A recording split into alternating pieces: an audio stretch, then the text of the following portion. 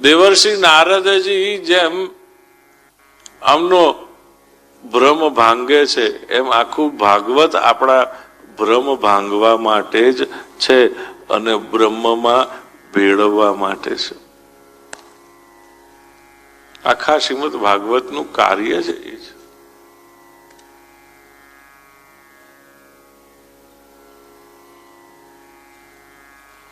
તમારા પ્રિય રૂપે, તમારા સુહૃદ રૂપે, તમારા આ તે બધા રૂપે જે તમારે ત્યાં વસેલા છે. કોણ છે? બોલે દ્વારિકાધીશ કી. કોણ સમજાવે છે? નારદજી. કોને? ધર્મરાજ યુધિષ્ઠિરને.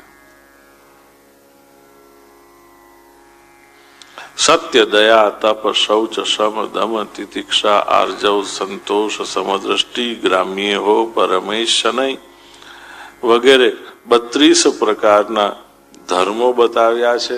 50 થાય એટલે ગામની બીજી બધી પ્રવૃત્તિઓમાંથી આપણે ઉપરામ વૃત્તિ લઈ લેવી જોઈએ. આપણને તો 50 થાય પછી જ બધું બનવાનું મન થાય. હું આ ક્લબનો મેમ્બર થાઉં, હું આ ક્લબનો મેમ્બર થાઉં, હું આ ક્લબની પ્રેસિડેન્સીશીપ લઈ લઉં.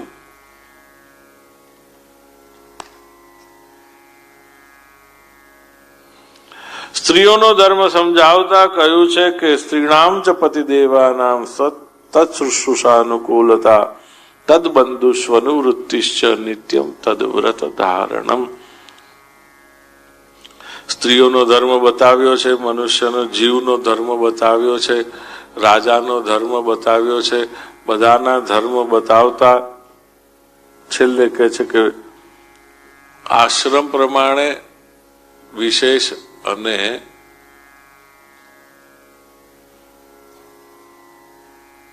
વર્ણ પ્રમાણે વિશેષ, 2 પ્રકારે વિશેષ ધર્મ બતાવ્યા. અને ત્યાર પછી છેલ્લે પરમ ધર્મ બતાડતા કહે છે કે અકારણ ભગવાનના ચરણોમાં સ્નેહ એ આપણો પરમ ધર્મ છે.